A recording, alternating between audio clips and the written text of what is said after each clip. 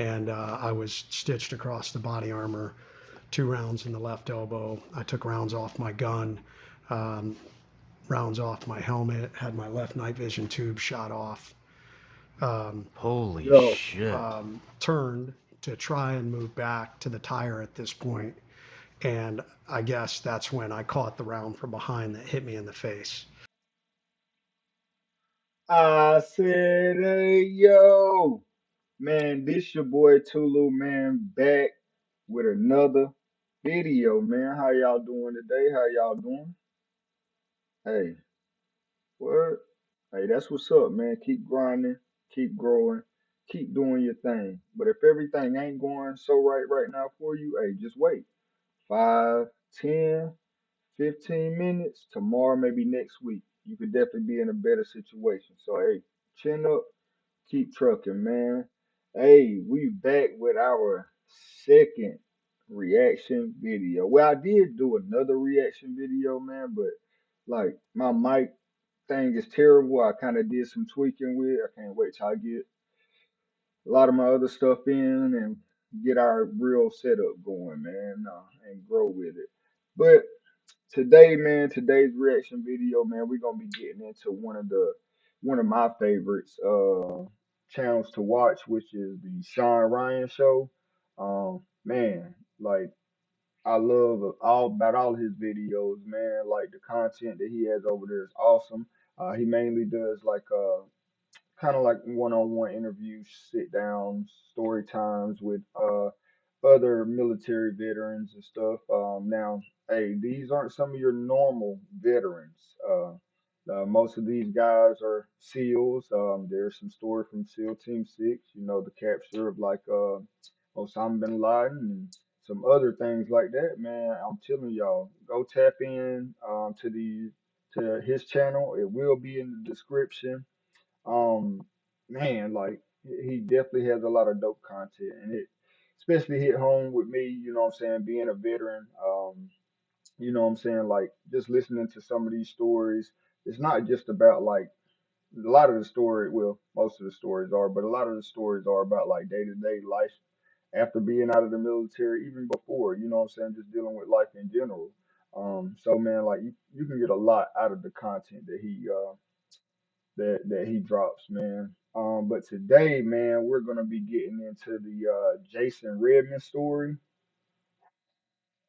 Man, he is a ex Navy SEAL, and man, when I tell you he has some stories, man. Now I have sat down and watched the whole video before this, but this is one of the stories that I wanted to give y'all, man, for y'all to be able to hear and to like see. Right, like why people just anyway. All right, we just had a phone call, man. We back. But this story is from Jason Redman about one of the most, I guess, intense battles that he was in. Man, he ended up getting in the face. Oof, man. So like I said, I'll let y'all know. I ain't gonna act like it's my first time, you know, watching the video and try to react to it. I have heard this story before, but I thought it was a good story for y'all to hear, or a wild story for y'all to hear. But all right, man. Hey, grab your popcorn, twist up your CBD, whatever, man. Sit back and man, let's listen to this. I ain't gonna keep pausing it a lot. And I'm gonna go ahead disclaimer as well. You know, like I said, I'm a veteran, but at the same time, man, none of my stories cannot relate. Well, I mean, some of them can, but to some of the stuff that some of these guys have seen and done overseas, man. So these are the true heroes right here, man, that people don't know about. Let's go. But my boss came to me and he's like, Red, like, I don't know. He's like, this could be a very hairy mission. Because we were told this guy ran with a pretty heavy security detail. We were told they wore suicide vests, that they had been trained to clack themselves off if we got too close to him. He was like, I know you're up for the GFC, but why don't you? He said, I'm going to take GFC. He said, you'll be the assault force commander for the target takedown. I said, okay, roger that. No issues. Uh, so we flew in and we ended up having three groups. We had the assault team, we had an external security team, and we had the headquarters team. And we had briefed that the assault team that we were going to come in and we were going to land directly across from the gate, and we had stacked our breachers and our initial entry team and our point men all on the left side door of the helicopter so that they could land. Man, the The planning that pilots they got turned around somehow, and we ended up coming in the opposite way. So instead of all our, initial entry team, it's that happened. myself, my team leader, and our communicator sitting in the door on the opposite side of the helo. But you don't have time. It's not like, oh, rejock. It was like fucking go time. So already my team leader was, I mean, at about 4 feet, he was already out of the bird running. I jumped out after him and we're running to the door. Look back, the guys are all behind us. He is number one. I am number two. Desperate So I start situation. prepping a crash.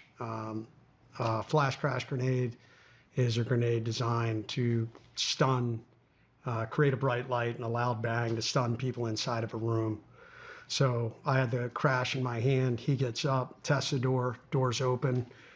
I crash it, and he and I go to make entry with the other guys behind us. And I didn't, I'd probably done, I don't know, 100 combat entries at this point. But I think that's probably the first one where, like, literally my ass was puckered so tight it was probably up in my chest. I don't know, something in me was like, you're about to get shot the fuck up. And we entered and fully expected to be riddled as soon as we made that entry, and Mm, nothing happened. man, I could not Entered into a imagine. very large room. We called a few more guys in. Um, Ended up clearing the entire building, and no one was there. We could tell someone had been there recently. There was a lot of activity, you know, uh, cigarettes that still had a little burn, things like. Like I said, man, I ain't gonna keep pausing it, y'all, but due to copyrights, I have to do this. So now, during my time, yeah, I was trained to breach and everything. We were trained before we went overseas, especially like my first time. We did all the mount training and everything. But due to the situation that we in, like we did route clearance when we ended up going overseas. So, it was pretty much vehicle over personnel. With these guys having to go in and get the bad guys to bring them out, man, that's a different ball game, man. That's a different ball game. that let us know somebody had been there. But a lot of anti-coalition propaganda and stuff like that. But that was it. So called the target secure and started our search, and we started finding weapons buried in the walls. We started finding explosives, ID making stuff. So we're like, okay, we missed the guy, but obviously this is probably the place where he would be. Someone's here with him. So it's probably 2 a.m. in the morning at that point. Our EOD guys are grabbing all this. There was a car parked outside. We put all that stuff in the I trunk, mean, they and we probably were doing going to all this with blow it nods, in place, and that was going to be it. We were nods calling it was or going to be like night quiet vision. night. So myself and the team are waiting for EOD to finish, and then we were going to get off target, and that was going to be it. So we're just sitting there waiting.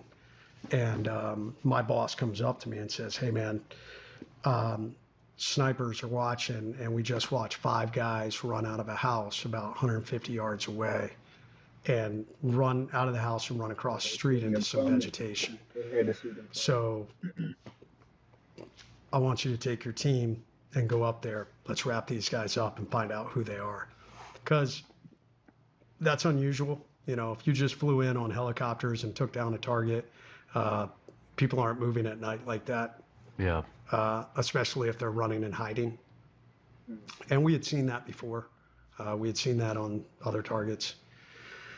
So I got our guys online. There were 9 of us, DJ being one of them, and we pushed up from the south going north towards his house. And there was, where our house was, there was a road and it kind of made a S.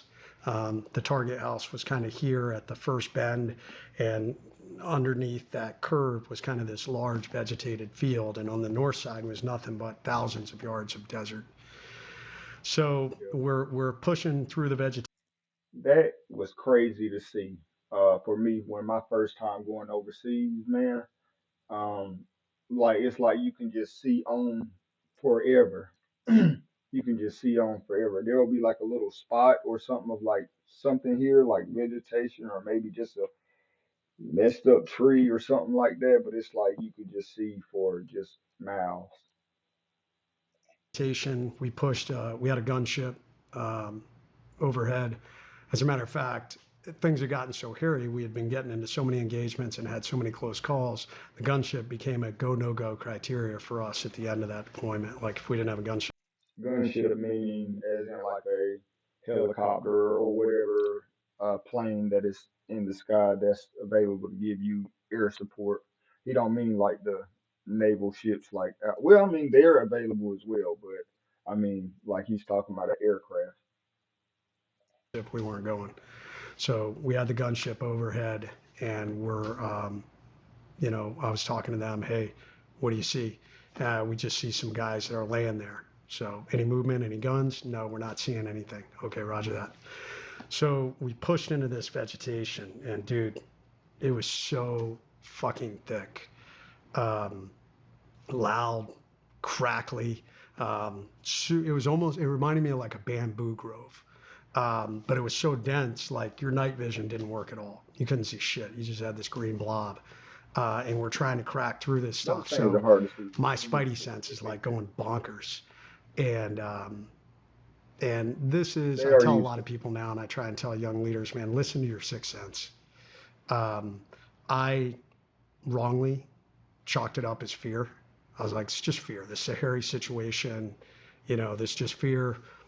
This is our tactics. Continue to push through, and everybody's online. We're good. That's that Gunship mindset. doesn't see anything, but I didn't listen to that. I should have. Hindsight being 2020, I would have grabbed my team leader and said, "Hey man, my spidey sense is going nuts. How's yours? What's going on?" And maybe he would have said, "Hey, bro, I think it's just fear. Let's drive forward." Or he would have said, "Yeah, dude, maybe we should approach this a different way." So we kind of kept pushing forward. As we're driving through, the gunship comes over and says, "Hey, you're going to miss those guys. You need to turn to the northeast." I said, "Roger that." So we make this turn. On our left were two new guys and our EOD guy. Um, so apparently, those guys weren't monitoring the right freak. So they didn't hear the call to make that turn. So when we made that turn, That they happens kept a going lot straight. more than you think. So as we're pushing, we realized, it was the interpreter was off to my left, and he said, "Red, hey, the guys aren't with us anymore." I'm like, "What?" So we stopped, took a knee, and we're waiting. Can't really hear them. At this point, we had moved up to the northeast, and um, I don't know who was on the far right flank, but they were like, "Hey, I'm on the edge of a field. Why don't we push out? Let's get out of this vegetation, and then we can push up to the north." At that point, our EOD guy came up and said, "Hey, yeah, we missed you guys somehow." He said, "I can push out to the west." I said, "Yeah, do that. Let's, because now, all I'm thinking about is we have two maneuvering elements and an unknown enemy force." So I'm like, "Roger that. We're pushing out to the east. You guys push out to the west. Let's move up in the open area. Let's Lots of fire, reconnect, and then we'll go in fire. and wrap these guys up from the north." So as we're pushing out that corner, I was now closer to the front, myself and the interpreter, DJ, our medic, one of the other guys, Matt, is behind me, and our team leader. And it was about that time. I'm now out in the open, myself and the interpreter, and push to the left to start moving down, to the west to link up with those three guys. And right as our medic is coming out of the vegetation, he literally stepped right on an enemy fighter. This enemy fighter rolls over and goes to engage him, and he shoots him. So at this point now, I'm out front, the interpreter's out front. There's at least one other guy with us that's out front. And what we didn't realize is we were Man, directly in the kill zone. You fucking could y'all imagine that? Like you in the middle of war, y'all are looking for these guys that just ran out this house, and then you step on him, and he's getting ready to. But you got to take him. Could you imagine that rush of adrenaline? Like at that point, God. Let's keep listening, man. Let's keep Who stepped on listening. Our medic him? stepped on an Stepped enemy on fighter. an enemy fighter? Shout out to the Yep. medic. So Holy what we didn't shit. know, so what the gunship saw was only a few guys. What actually was there was almost a what we estimate to be a 12 to 15 man element that had a ambush line set up about 5 yards back in that vegetation facing north.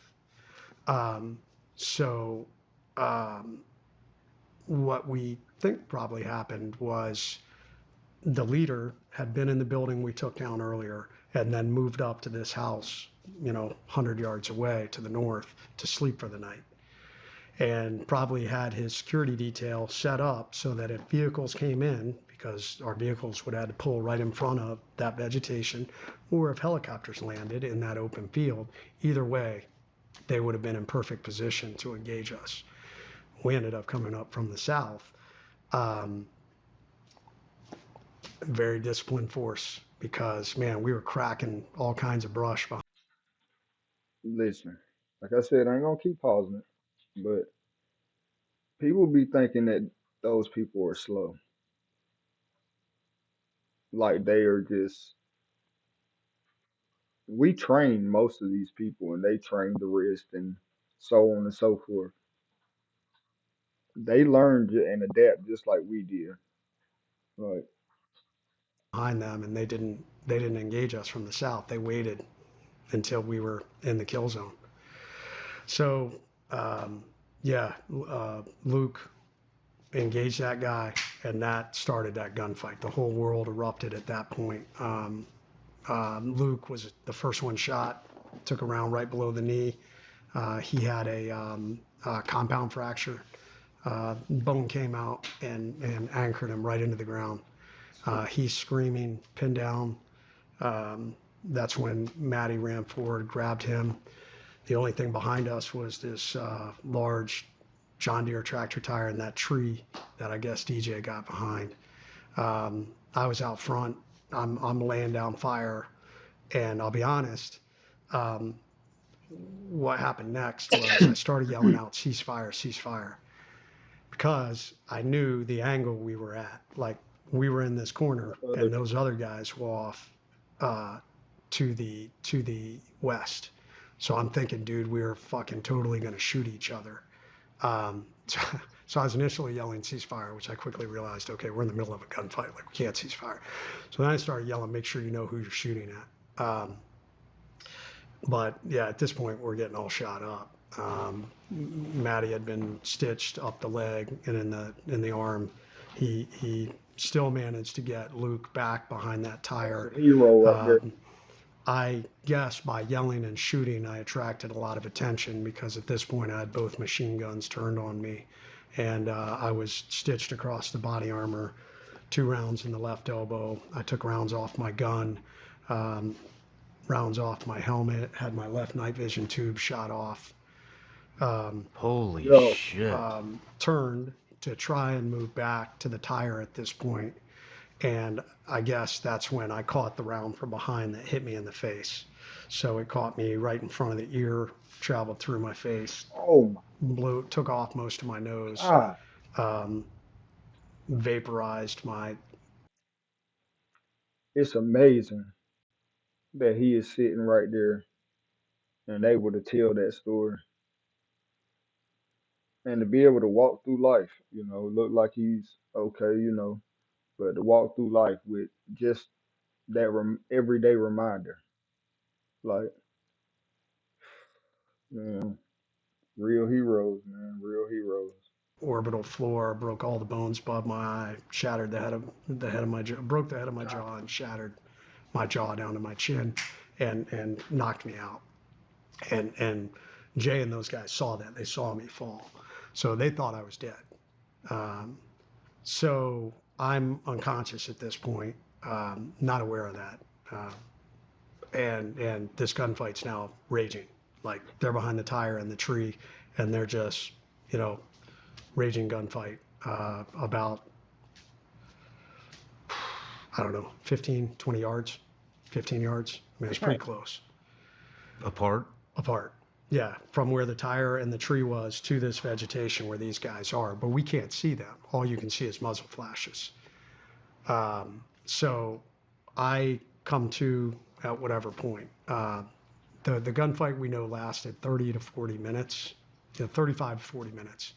I don't know how long I was unconscious, maybe 10 minutes. Not around. So I come to at this point, and I knew I was way fucked up. Like when I got shot in the arm, like that fucking hurt a lot. As a matter of fact, I I'm thought not my arm laughing was at shot him.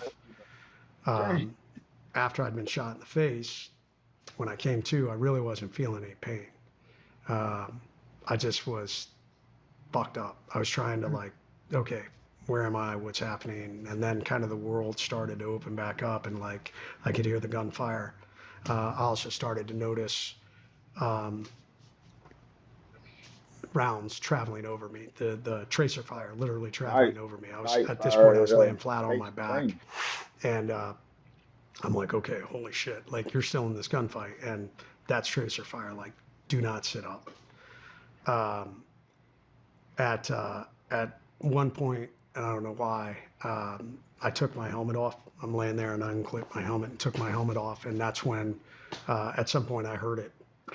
I took that round through my helmet that now is drawn in my skull, so right through the forehead of my helmet. I took another round while I was laying on the ground off my right side plate. And the interesting thing about side plates is I normally didn't wear them. The only reason I wore side plates at night, one, a little voice before that mission was like, wear your side plates. I was like, I don't normally wear my side plates. I want to be lighter. I normally only wore them on mobility ops to give me more protection against IEDs. But I don't know, little voice was like, wear your side plates. So I wore my side plates and I took a round right off the right side plate. So shit show, chaos, shooting, and Which he got a whole lot. I remember right there was a lull in fire, and I called out to my team leader and was like, "How long till the medevac?" And he was like, "Red, you're still alive?" I was like, "Yeah." "How long to the medevac?" And he was like, 5 minutes. So I like focused on. They thought he was. You got to stay awake to stay alive. They thought. I mean, probably just them from seeing that. Like they probably thought he was gone. They, yeah, it's amazing. Yeah, you got to make it to the medevac. Like if you're going to get out of here alive. So I tried to get. I knew my arm had been fucked up. I tried to get my tourniquet on my arm, and I'll be honest, I'd lost so much blood I couldn't even break the rubber bands on my tourniquet. Oh my God. So, which is a lesson You learned. know about them. I used 3 of those really thick rigging rubber bands we use for our parachutes. That's what I used to use. Yeah. Well, lesson learned. When you're really weak, I couldn't break them. I couldn't get enough leverage with my good arm to break them. So I'm laying there, I'm bleeding out. This gunfight continues to rage, and more time goes by. And I ask our team leader again, "Hey, how long to the medevac?" He's like, 5 more minutes. I'm like, "You said that last time." So. Were you by yourself over there? Yeah, I'm out front. I'm literally pinned down about 10 yards, 15 yards in front of the guys. So, and what I realized though is, dude, there's nothing they can do. They've got to win this fight. They can't run out and get you. They're going to get all shot up. So you just got to be patient, which is a hard thing to do. Yeah. When you realize you're bleeding out. Fuck, man. So at what point Jay, calls me or yells out, "Hey," well, let me back up for a second. He asked for a fire mission, and the gunship is like, absolutely not. He's like, "You guys are so close, we'll fucking kill you." Like, we were well within danger close parameters. So they're like, you have to figure out a way to fall back from these guys. And Jay's like, dude, there's no place for us to go. It's like thousands of yards of empty desert. It's like, not only that, I got two dudes all shot up, one, you know, super shot up, and, we can't even get to him. And All right, so for some of y'all who are not military, well, what he was asking about was for the aircraft that was on Overwatch of them, for them to, rain some hell down on these people to kind of give them some support, or else they was gonna be lost out there, and they said no because of the simple fact that they were so close with in the parameters of them dropping whatever or doing whatever that they could do that they could injure or friendly it'll be friendly fire. All right, man. they're like, you got to figure something out because we can't bring this fire mission in. We'll kill you guys. So, period of time goes by. He calls back again. They're like, no, absolutely not. So the third time he That's calls kind of back and he's tough. like, look, like, and I don't know how long this has been. And this has been probably 25 minutes at this point in a very intense gunfight. He's like, we're running out of ammo. He's like, nobody's going to be left if you don't bring this fire mission in. So finally they said, okay, well, uh, what's your JTAC number? So JTACs in the military are guys who've been officially trained to, it's called a Joint Tactical Air Controller. So that means they have been blessed by special operations to have the skills to bring in gunfire from aircraft.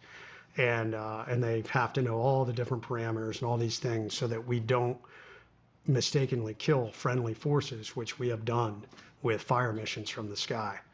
So they say to Jay, what's your JTAC number? Because they wanted to put the onus on him that if they accidentally killed us, it would be Jay's fault and not the gunship's fault.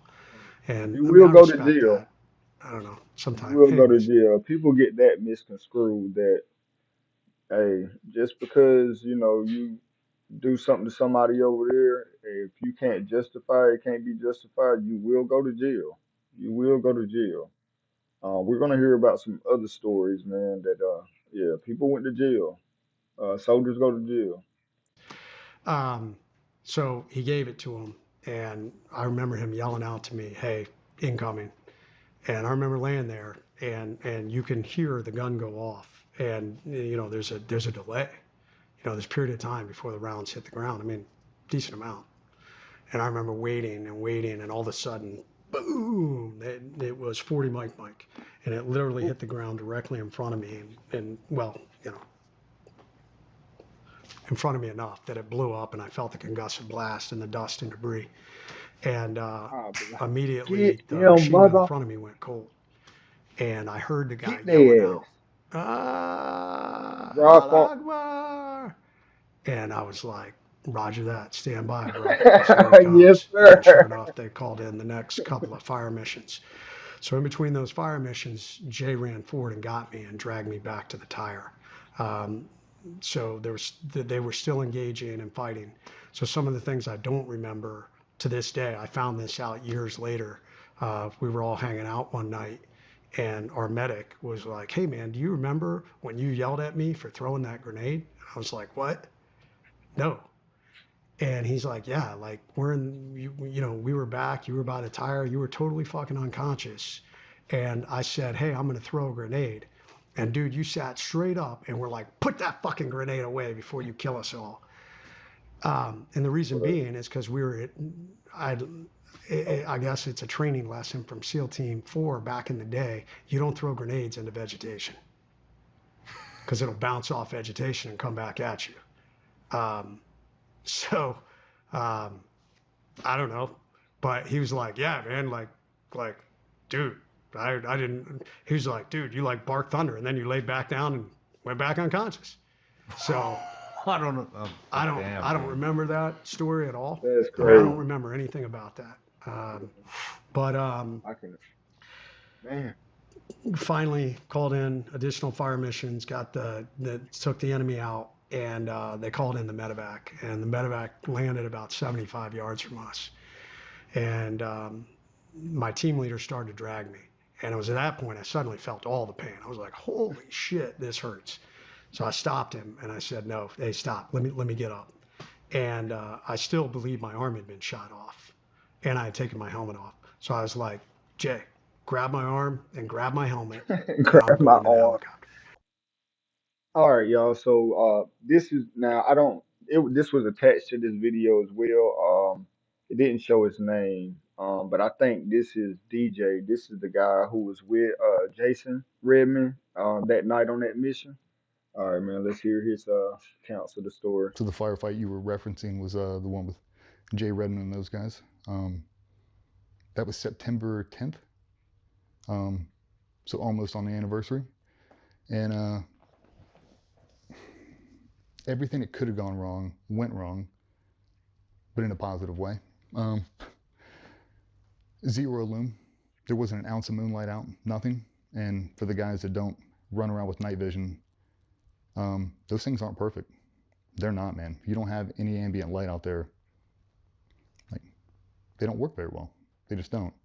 So we were going back to the exact same spot, 2 houses down from where that thing happened. So we called it the Karma House. Like, bad karma, here we go. And we were going to land on the X, going to blow the front door and take this thing down hard. That's what we did back then. So flying helos right to the front door, and this is what we're doing. And we knew from past experiences exactly what kind of resistance we were going to meet, and we planned for the worst. Mm. Like, I went in on that thing completely knowing in that first room I was going to get shot. Damn. Like, they had belt feds, they had suicide Yeah. vests. Like, these guys are committed for sure. If we go in right now, To be that committed, man. that first room is going to be sketchy. And we landed on the X and we ran through that thing like we've done a million other times, and there was no one there. Dry hole. And then we get an update that all those guys had left and had ran out the back. And now they're in adjacent, essentially a cornfield. But if you imagine, imagine an endless field of nothing, just a plowed field. And then right in the middle of it is about 500 yards of 6 foot tall, I don't even know what you'd call it. It's like straw, but it's not. I mean, you can't see anything. And they're trying to walk us down on top of this guy. So we all switch over. It's probably 6 or 7 of us. And we all get online and we were all starting to walk down. We've all switched over to fires and we're listening. And 2 of the new guys and 1 of the EOD guys had not switched over to fires. They were, we literally interlocked arms. That's how bad it was. You couldn't see shit. We couldn't lose anybody inside there. Well, I know that We'd was never scary. walked through the palm groves before. We didn't have a dog. We Real. didn't have the experience. And looking back on it, it's one of the most dangerous things I've ever done. This ain't one of your regular little haunted houses. I'm talking about you don't know where these people at in this field, and you just walking, bro. Like any second. Because you knew the guy in there had a gun. NPC, as we heard. Like, for sure. You knew that they run around with S-Vest and you know they're committed. So now we are walking on there. So if you imagine just a big open field with a big sparkle in the center of it, and we're going to walk towards it. And we're going to walk until we find this guy. Okay. So we do. Completely committed, interlocked arms, and we are walking forward, and we're getting the updates. 15 feet. 10 feet. You're standing on him. You standing on him. And you see everybody looking down like, he's not here. Third person from the right, you are standing on him. And we all look over to the right. Nothing. Like, what the fuck? So we're all on a line, standing right there. And Jay calls an audible. He's like, whole maneuver element, take a right-hand turn, because we know there's an open field. We just have to cross, and now it's completely open. Now we can regather our shit, and we can assault from this side. By walking through all this crazy brush, we can approach it from the open side and just walk in the brush a little bit, maybe call him out, do something else. And when we turned right, this element stayed. They didn't get the word. So now we have a bad guy, our element, and then another element. Now we're in a Polish ambush. We turn, we walk out, and we enter this beautiful manicured open field. There's not an ounce of cover anywhere in it. There's not a rut. There's nothing. There's not a rock. There's a single tire, and it's about 20 feet, 30 feet from the edge of the brush line. It's just out there, and we're standing there. And a team guy gaggle, standing around like wondering what the fuck? Is this guy really there? Is it a dog? Is it some animal? Like, these guys are clearly lost. And we don't realize that that bad guy is in there, probably 6 feet inside, and he's looking at us. And we're from me to the wall, and we're close. We're having a full-on conversation, and at one point, we're trying to relay to the other guys, because now we know we've lost 3. Now they're lost in brush country, and we have to reconsolidate them so we can deal with this guy. Because now we know the reality. We've turned the entire profile. Blue forces, bad guy, blue forces. We've got all the rest of the guys over here on the west side. And now we're trying to do a link up. Like, we have to get them around to reconsolidate with us. The blue force picture and knowing where everybody is it's challenging at times, but you really have to know then. We basically walked right up to the edge. It's no, Jay's there, our corpsman, our terp, the JTAC, and a guy we'll just call Matty is standing there with me, and we're all in kind of a team guy gaggle. And Jay hears something in the bushes, and I think he believed at the time it was the guys. And he screamed out, "Hey." And when he did, that dude let off the biggest Hollywood belt-fed burst I've ever heard. Oh, and shit. Everybody dropped. It was like, we used to do the new guy scenarios. You know, you're doing land warfare, the first contact and all the head shed dies, just, and now you got to drag around like, you know, playing war games. That's what it was like. Everybody hit the deck. And there was a tree probably 30 feet that way. And I remember I turned, I heard it, watched them drop, and I was sprinting so fast to that thing. I remember the dust kicking up in front of me when he was tracking me. I dove behind the tree, and he pounded on that tree for what seemed like an eternity. Man, that's gotta I be was on my crazy back looking stuff. up. I mean, you can imagine, helmet's cockeyed, there's no ambient light, I can't see shit through my nods, and there's just dirt blowing all over me. I mean, I am consumed by this. I don't even know where he's at now. I don't know if he's on his feet chasing me down, like I'm just overcome with withering fucking fire. And then it stops, and he pans back over, and he starts to engage the dudes. This thing goes on for a little bit, and we're trying to reconsolidate. The JTAC has went out, and he's trying to grab people now. He's behind a tire. I remember looking over and seeing Jay, and I remember him sitting upright, and I watched him get shot one more time, right in the face, and it looked like that was it. He hit the ground so hard, you knew he was dead. So there's an audible that has to be made. We have the JTAC, and behind this tractor tire, that, I mean,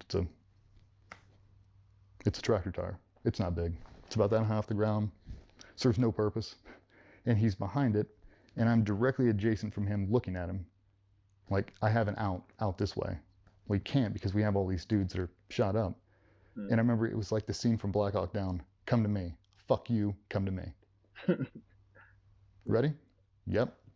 And I got up and I ran as fast as I could, and I dove like a baseball slider in behind that thing. And it was such a sigh of relief to feel another human next to me.